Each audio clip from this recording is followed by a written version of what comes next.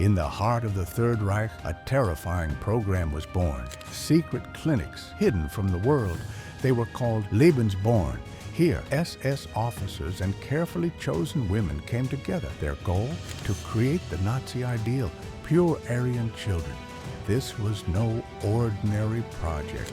It was a breeding farm, controlled, cold, ruthless.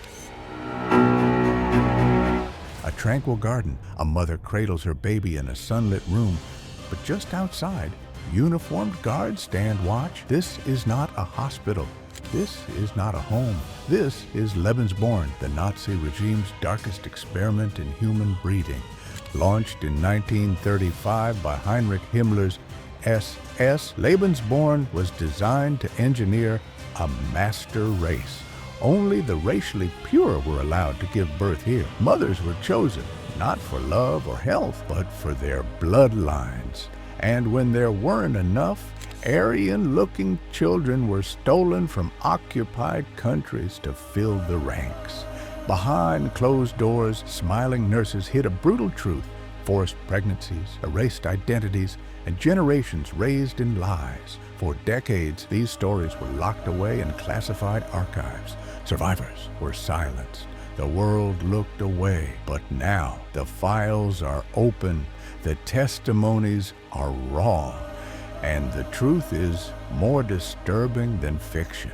In this video, we begin by uncovering the twisted ideology that made it all possible. Chapter 1, Nazi Racial Hygiene and the Master Race. Germany, 1933. A new regime rises to power, promising rebirth, strength, and national pride. But beneath the slogans and the rallies lies something far more disturbing. A vision of human life sorted, ranked, and manipulated not by character, not by merit, but by blood. At the heart of Nazi ideology was a twisted obsession: racial purity. Adolf Hitler believed that history was written not by nations or cultures, but by bloodlines. In his mind, the Germanic Aryan was not just a citizen. He was the architect of civilization itself. All the results of art, science, and technology are almost exclusively the creative product of the Aryan. Hitler wrote in Mein Kampf, according to him, the mixing of races was no mere social issue. It was national suicide. In chilling detail, he warned that if Aryan blood was diluted, Germany would collapse from within. He vowed to do anything to stop that from happening. By the time the Nazi Party took power, this wasn't just rhetoric. It became policy. Racial hygiene turned law. Schools taught it. Doctors enforced it. And eventually, babies were measured by it. To the Nazi regime, every child was either a national asset or a genetic threat. If Hitler built the ideology, Heinrich Himmler, head of the SS, built the machinery. Cold, calculating, and utterly fanatical, Himmler envisioned an elite future shaped by science and breeding. He didn't just want soldiers, he wanted bloodlines. In speeches, he described creating a new Nordic man. SS officers were not recruited solely for loyalty or strength, but for their racial features. Blonde hair, blue eyes, angular faces, heads were measured, pedigrees were traced, grandparents were investigated, entire families were inspected like livestock. And it didn't end there. If an SS officer wished to marry, he had to apply to the Reich main office for race and settlement. The woman's ancestry was checked through multiple generations. Even one Jewish grandparent or the hint of Slavic lineage could deny the marriage. Himmler believed only this kind of scientific control could breed a new master race. He even imagined what that future would look like. If Germany could raise a racially pure Nordic population of 200 million, Hitler once said, "The world will belong to us." This was not a metaphor. This was the blueprint. Nazi leaders believed the Aryan child was more powerful than any bullet, more valuable than any tank. A tongue-in-cheek comment by one SS doctor even declared, Every child born in the SS is worth a panzer. It sounds absurd until you look at the policies. German women who had 4 or more Aryan children received the Mutterkreuz, the Mother's Cross, gold for 8 children, silver for 6, bronze for 4. Mothers were paraded in public as heroes of their Reich. But just as the regime glorified Aryan fertility, it also ruthlessly suppressed anything outside that mold. Tens of thousands of German citizens were forcibly sterilized. From 1934 to 1939, an estimated 400,000 people labeled unfit, feeble-minded, or simply undesirable were prevented from having children. The mentally ill, the disabled, the deaf, the epileptic, they were seen as threats to the purity of the folk. Then came Action T4, a name that sounds clinical but hides a monstrous truth. Beginning in 1939, the Nazis launched a secret euthanasia program targeting the physically and mentally disabled. At least 250,000 people, most of them Aryan Germans, were murdered by 1941. Gas chambers were built, hospitals turned into death factories, doctors became executioners. It was genocide within their own borders, carried out under the flag of racial improvement. This is the world Lebensborn was born into. While sterilization and euthanasia eliminated the unfit, Lebensborn was meant to multiply the ideal. Himmler once declared, "The woman who brings children into the world for the Führer is the greatest national resource." Lebensborn, meaning fountain of life, became the factory for this resource. It was not just a maternity program, it was a breeding ground. Set up in hidden facilities across Germany and later in occupied countries, Lebensborn homes accepted unmarried Aryan women, often those impregnated by SS officers. Here, they would give birth in secret under the care of elite nurses and midwives. No shame, no judgment, as long as the child was racially pure. The goal was to remove stigma from illegitimacy, but only for those carrying the right blood. These babies were registered by the SS, sometimes taken from their mothers and raised in state institutions where they were taught Nazi ideology from infancy. In time, Lebensborn expanded its reach. In Norway, Poland, and elsewhere, SS officers scoured towns for children with Aryan features. They kidnapped them, thousands of boys and girls, tested them, renamed them, and raised them as Germans. Some children resisted, others forgot who they were.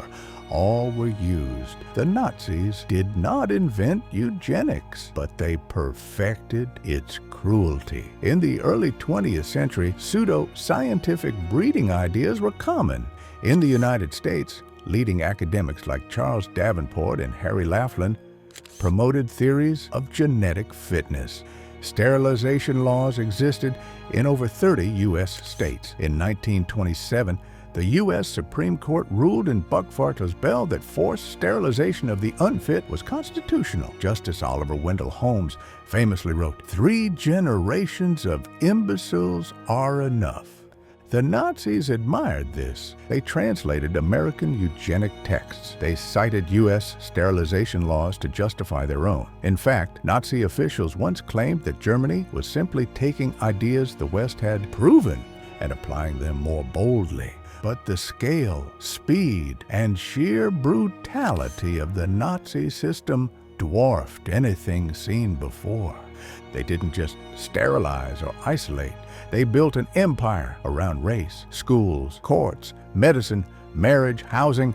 Every part of society was measured through blood, and Lebensborn sat at the center, a tool to reshape the population, one Aryan baby at a time. Imagine being born into a system that has already decided your worth before your first breath. From 1935 to 1945, Over 20 Lebensborn homes were established across Germany, Austria, Norway, France, Belgium, and more. Thousands of babies were born. Thousands more were taken. Nurses photographed the newborns like trophies. Records were kept meticulously, not of love, but of lineage. Parents were sometimes allowed to raise their children, but only under SS supervision.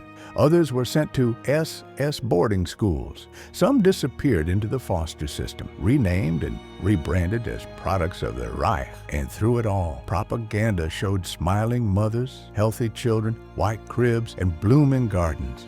But behind the curtains were hidden agendas, broken families, and stolen lives.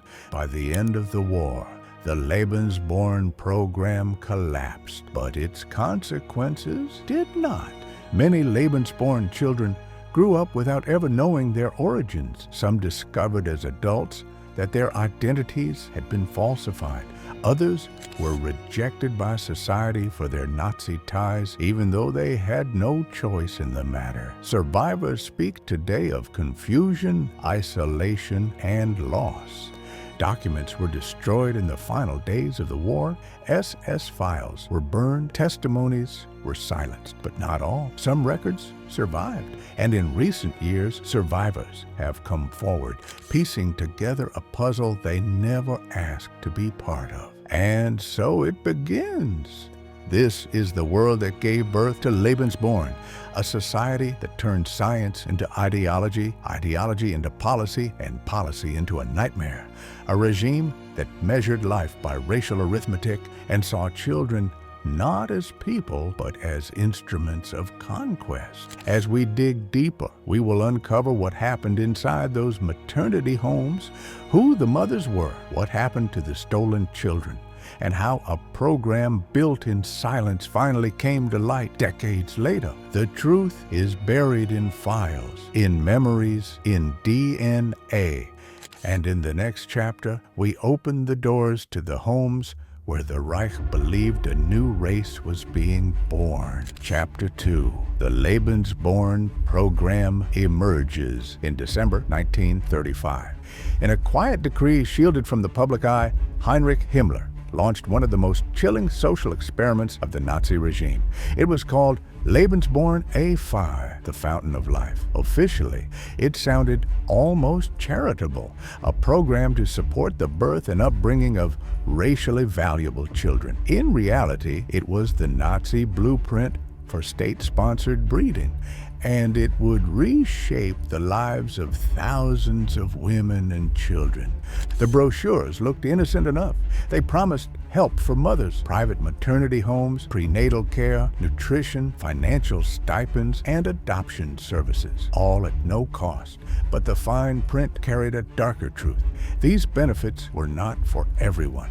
They were reserved only for those who met the Reich's racial standards. To qualify, a woman had to be the perfect Aryan, blonde, blue-eyed, healthy, and her bloodline thoroughly clean. SS documents left no room for ambiguity. A prospective mother had to submit her entire ancestral background, the Ahnentafel, or ancestral chart, tracing back several generations. Race doctors scoured family trees. A single Jewish or Slavic ancestor, even from great-grandparents, meant instant disqualification. Likewise, any trace of hereditary illness, epilepsy, blindness, or mental health conditions led to rejection. Only the genetic cream of the crop would be accepted. It was not unlike selecting breeding stock on a farm, and that was exactly how the SS viewed it. Tens of thousands of women applied, seduced by the promise of comfort and security, but only a small fraction made it through the brutal vetting process. Those approved were sent to Lebensborn homes, secluded villas and country estates that had been transformed into clinical birthing centers. The first opened in Steinhöring, Bavaria in 1936. Over the next few years, nearly 30 more sprang up across Germany, Austria, and Nazi-occupied territories, including facilities in Oslo, Norway, and near Warsaw in occupied Poland.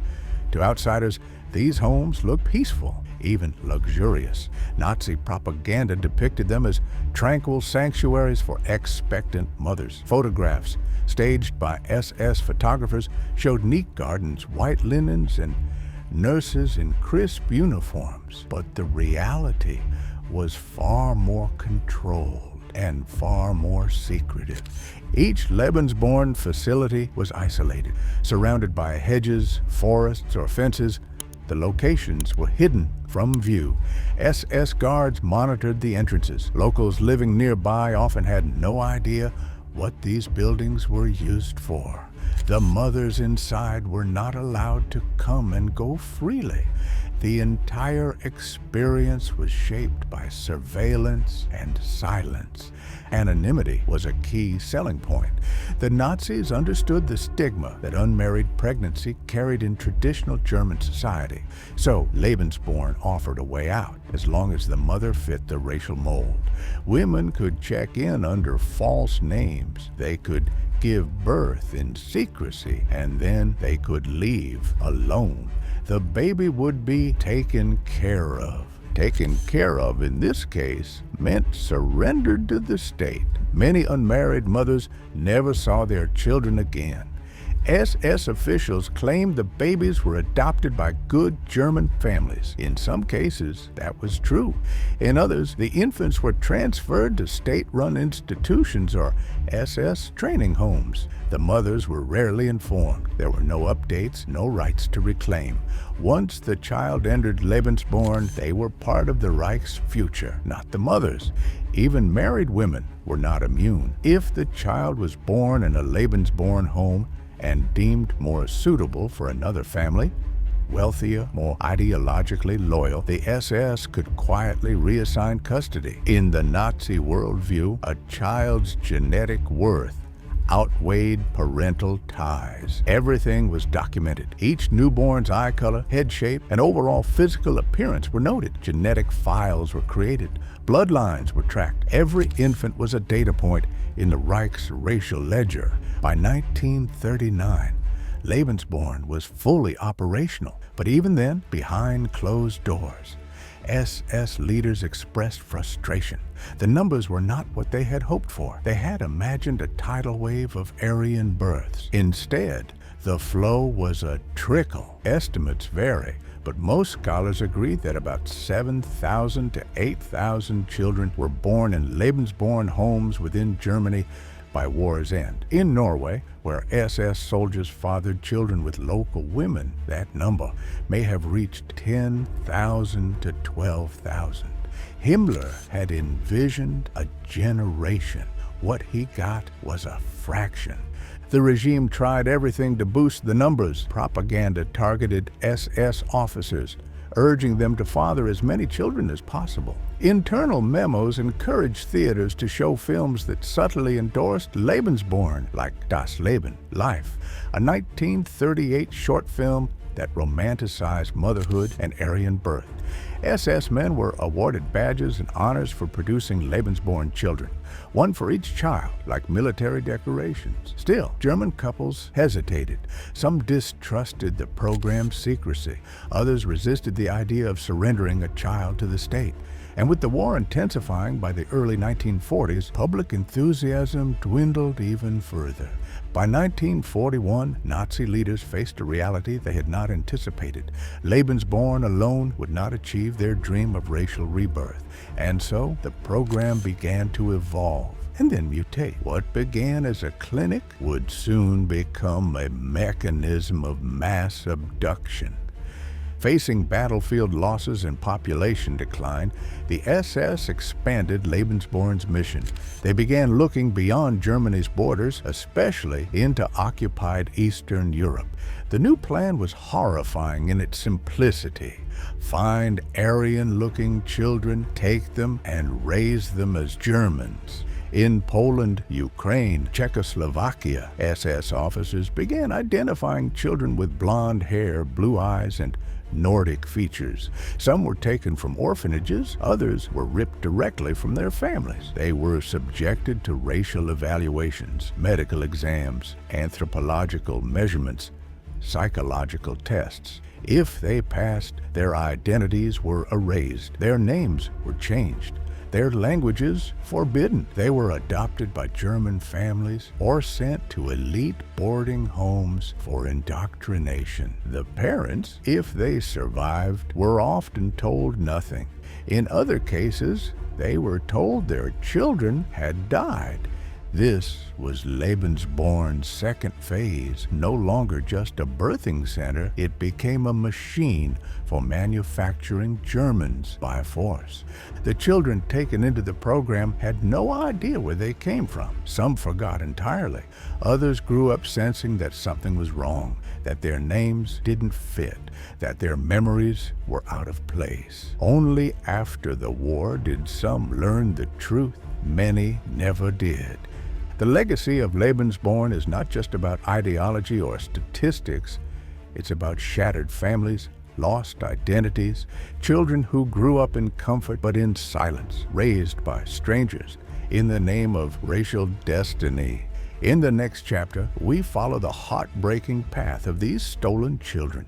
We look at how they were selected, what happened inside the indoctrination centers, and how some have struggled for decades to reclaim the lives they never got to live. The story of Lebensborn is not over because for many, the search for truth is still ongoing. Chapter 3, Life in the Aryan Nurseries. What was daily life really like inside the Lebensborn homes?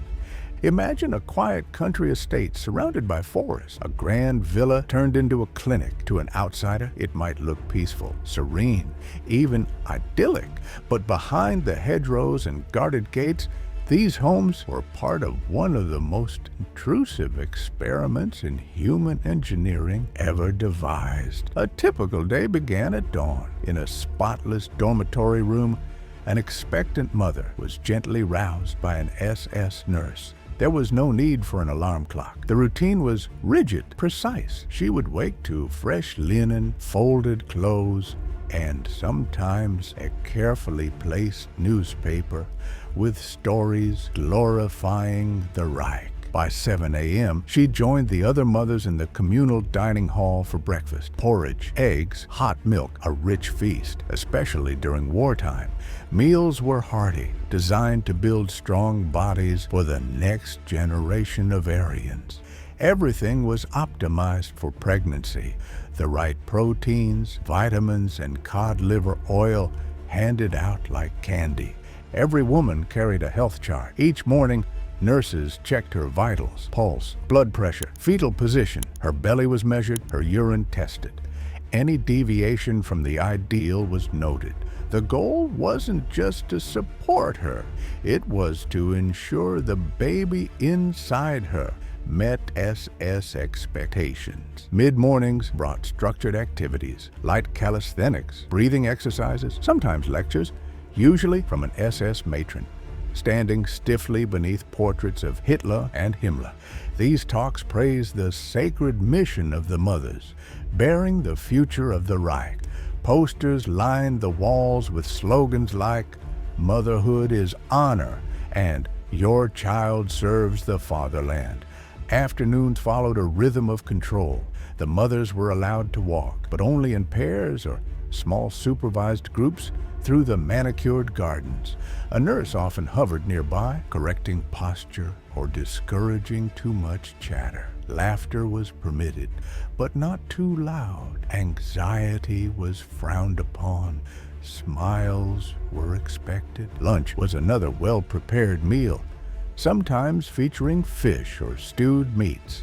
In the early years, some homes even played German folk music or state broadcasts over loudspeakers during meals. The women were surrounded by an atmosphere of sanitized calm, music, discipline, silence. Then came rest time. Curtains were drawn, daybeds were provided for napping. In nearby rooms, nurses rocked newborns under soft lighting. Mothers preparing to give birth were told to listen to the sounds of quiet children, to imagine their own soon joining the Reich's new generation.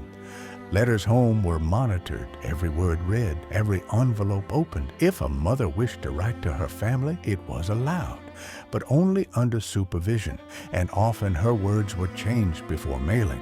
Censorship ensured that no detail of the home's true nature escaped. Evenings brought a little leisure, but even that was choreographed. There might be a black and white newsreel about German victories, or a historical documentary glorifying the Aryan past.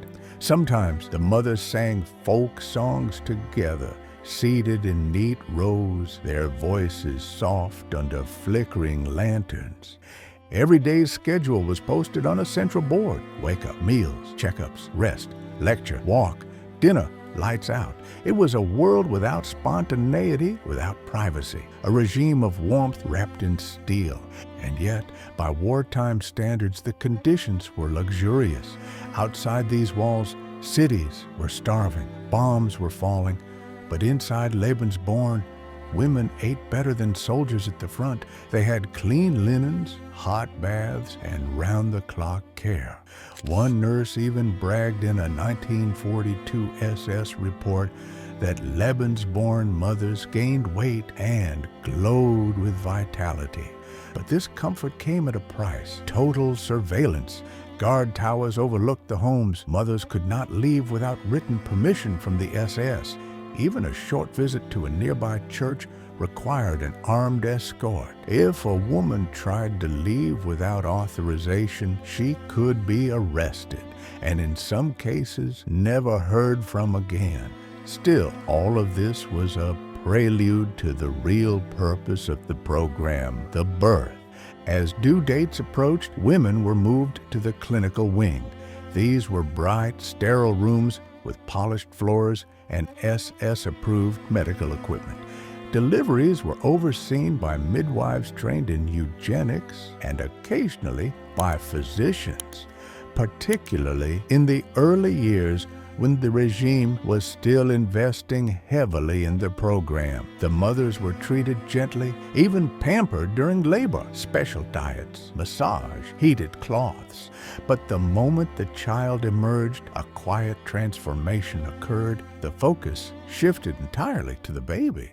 The newborn was taken to a nearby table. An SS doctor or geneticist examined the infant's body in detail: weight, length, symmetry of the face, but above all, hair and eye color, skin tone, any defects, however small. If the baby had blonde hair and blue eyes and showed no signs of disability, it was considered a success. That child was quickly baptized and photographed, sometimes within days, even hours. The baby was handed over to a waiting SS family who had applied to adopt.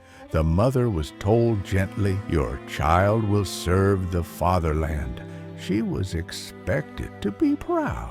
But what if the baby had brown eyes, or crooked limbs, or didn't cry with the strength expected of a future soldier? In those cases, the process was quieter. The child was not adopted through Lebensborn. Instead, the baby might be sent to a state orphanage or foster facility, often under false paperwork. Some children simply vanished into the broader machinery of the Nazi welfare system. In the worst cases, infants deemed unfit were sent to institutions where survival was unlikely. Many mothers were never told what had happened. They left the homes empty-handed. Some were comforted, others were dismissed. Most were simply ignored.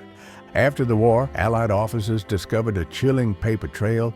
Inside abandoned Lebensborn homes, they found boxes of records, files tracking each child's measurements, family origin, racial classification, and final placement. Some documents even included photographs of babies with notations like "excellent specimen" or "insufficient Nordic traits." In a few locations, they found scorecards, literal racial point systems used to decide a baby's fate. Interviews with surviving Lebensborn mothers decades later reveal an emotional spectrum. Some still believed they had done their duty. Others broke down in tears, unable to explain how they had trusted a system that took their children without answers. By the time the war ended, Lebensborn had processed thousands of children. Some were raised in German families, unaware of their origins.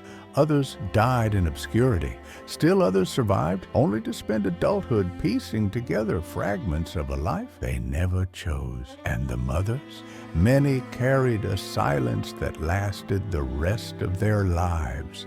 The Lebensborn homes promised comfort, dignity, and belonging. What they delivered was control, loss, and the mass commodification of human life. The nursery, that symbol of warmth and care, had become a tool of the Reich. In it, the SS tried to manufacture a race. But what they left behind was a generation of fractured identities and unanswered questions. In the next chapter, we follow those children, the sons and daughters of Lebensborn, as they came of age in post-war Europe.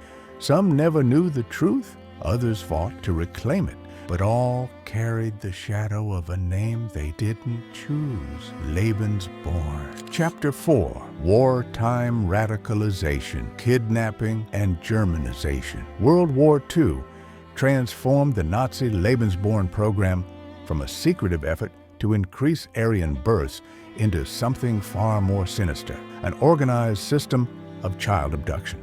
Initially launched in 1935 by Heinrich Himmler to encourage the reproduction of so-called racially pure children, Lebensborn began with maternity homes and state-sponsored matchmaking for SS officers. But after the German invasion of Poland in 1939 and the occupation of much of Eastern Europe, the mission shifted. By 1941, Nazi policy had grown increasingly brutal and clear.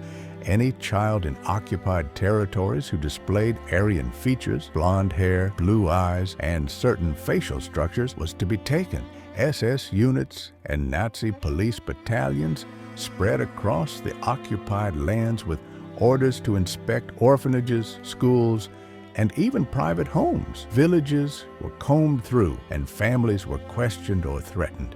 If a child appeared racially valuable, they were seized on the spot. Himmler issued direct orders instructing SS officers to gather up particularly well-bred small children from Polish families. The process was shockingly systematic. In each area, Nazi personnel measured children's skulls, cataloged hair and eye color, and noted family backgrounds. Infants were especially targeted, as they could be molded into loyal Germans more easily. These children were rarely rescued because most never even knew they had been taken. The scope of the Nazi child abduction program is staggering, though exact figures remain difficult to verify due to destroyed records and scattered archives. Estimates range from tens of thousands to potentially hundreds of thousands. Eastern European researchers, especially in Poland, Belarus, and Ukraine, believe that at least 200,000 children were kidnapped, with some studies citing numbers as high as 400,000. Roughly half of these victims were Polish. Others came from the Baltic states, Yugoslavia, Czechoslovakia, and even parts of Western Europe. In France, Norway, and the Netherlands, children fathered by German soldiers, particularly those born out of wedlock, were also absorbed into Lebensborn facilities. What happened to these abducted children is chilling. Infants and toddlers who passed racial screening were transferred to Lebensborn homes across Germany and Austria. There, they were renamed, baptized, and assigned to German foster families. Officially, they became part of the Reich. Their real names, identities, and family histories were erased. In some cases, their mothers were told they had died. Older children, meanwhile, were sent to special state-run boarding schools where they underwent forced Germanization. Speaking their native language was forbidden. Those who slipped and spoke in Polish or Russian could be locked in solitary confinement or starved. Survivors later recalled being punished for uttering a single non-German word. In a DW documentary, One former child recalled being beaten for speaking Polish. In another case, a girl named Alodia Vitashek was taken from her family and baptized as Alice. She remembered SS nurses praising her Aryan features as they severed all ties to her past. Other survivors described the trauma of being pulled from their mothers in broad daylight. One boy said his mother screamed as he was taken, only to be told later that she had never been his parent, just a foreign slave. Nazi propaganda tried to mask these horrors. Leaflets and posters portrayed the stolen children as Geschenk für den Führer, gifts for Hitler. Magazines featured smiling German families with blonde-haired toddlers tagged as orphans from Lebensborn. But behind this facade was state-sponsored ethnic cleansing. The children were not orphans, they had families, they had names. The Nazi regime simply replaced both. As the war dragged on, Lebensborn's role evolved yet again. By 1944, it was functioning as a de facto adoption agency, supplying racially desirable children to German couples. Some adoptions were voluntary, but many were coerced. In occupied territories, especially where resistance movements were active, families were told to surrender their children or face punishment. SS records confirm instances where villages were left gutted of youth. In one case, from Slovenia, Nazi officials took 600 children in a single week. When the Third Reich collapsed in 1945, Allied forces uncovered the shocking reality. At Lebensborn homes in Bavaria and Austria, troops found foreign children dressed in German clothes but speaking Slavic languages. In some facilities, entire rooms were filled with toddlers too young to know their names or origins. American and Soviet officers began documenting evidence immediately. Wartime investigators from both East and West concluded that tens of thousands had been abducted, though they admitted the real number could be much higher. The humanitarian response that followed was uneven. The International Red Cross managed to locate and reunite some children with their surviving families, but many cases went unresolved. Children too young to remember their origins remained with their German families. Some chose to stay even after learning the truth. Others never learned it at all. Countless parents spent years, even decades, searching for their missing sons and daughters, often in vain. Post-war trials acknowledged the crimes. At Nuremberg and later in German and international courts, evidence of systematic kidnapping and forced Germanization was presented. Yet few high-ranking SS officials were held directly accountable for the child abductions. Many perpetrators melted into post-war society, and many victims were left without closure. Today, historians and researchers continue the work of reconstruction. The Arolsen Archives in Germany, a vast collection of Nazi documentation, remains a key source for tracing Lebensborn cases. A 2021 report from the archive noted that large portions of the program's records were intentionally destroyed in the final days of the war, but enough survived to outline the magnitude of the crime. Some of the abducted children, now elderly, have spoken out in recent years. Many describe an identity fractured by trauma. Raised as Germans, they later discovered they were Polish, Ukrainian, or Russian. Their stories challenge a country still grappling with the darker legacies of its past. In Poland and Belarus, memorials have been erected in honor of the lost children, while advocacy groups push for greater awareness and reparations. The Lebensborn child kidnappings remain one of the most haunting and least fully understood crimes of World War II. Not simply a program of racial engineering, it became a system of cultural erasure and psychological warfare, targeting the most vulnerable children. While many war crimes were tried, sentenced, and cataloged, this one lingers in the shadows, partly forgotten and partly denied. But its scars endure. In orphanages, in cemeteries, in family photographs missing someone who should have been there, and in the lives of thousands who never knew where they came from or who they might have been. Chapter 5, Aftermath and Hidden Legacy. The aftermath of Lebensborn left a complicated and painful legacy. For many survivors, silence was safer than truth. In post-war Europe, children tied to Lebensborn were often marked not with sympathy, but with shame.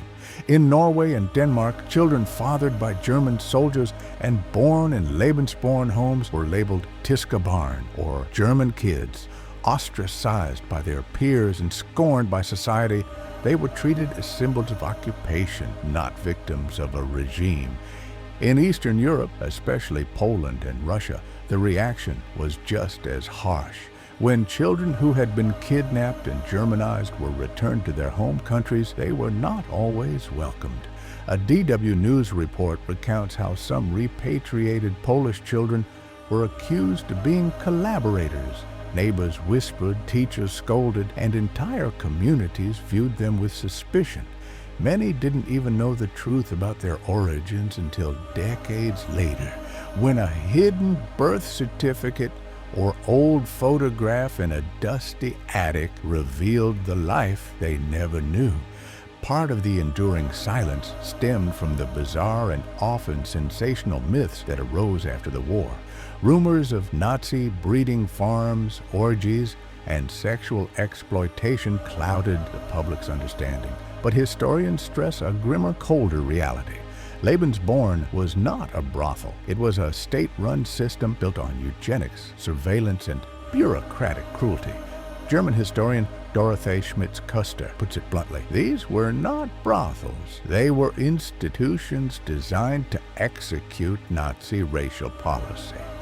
For years, the subject remained a historical blind spot. Lebensborn was rarely discussed in German textbooks or classrooms. Survivors often carried their pain in isolation, unsure where to place their identity. Some were grateful for loving foster homes. Others felt adrift, caught between two worlds, unable to reconcile the past with the present. But change is happening. Scholars and archivists are finally lifting the veil. Institutions like the Arolsen Archives have begun digitizing Lebensborn files, and personal testimonies are reshaping public understanding.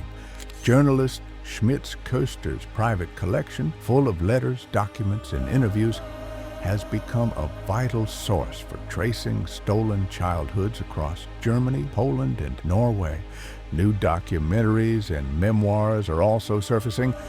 One recent film follows a man who grew up as a proud German, only to discover in adulthood that he was actually a kidnapped Polish child. His journey of grief, rediscovery, and fragile healing mirrors the experiences of thousands. Above all, the survivors emphasize one message: empathy.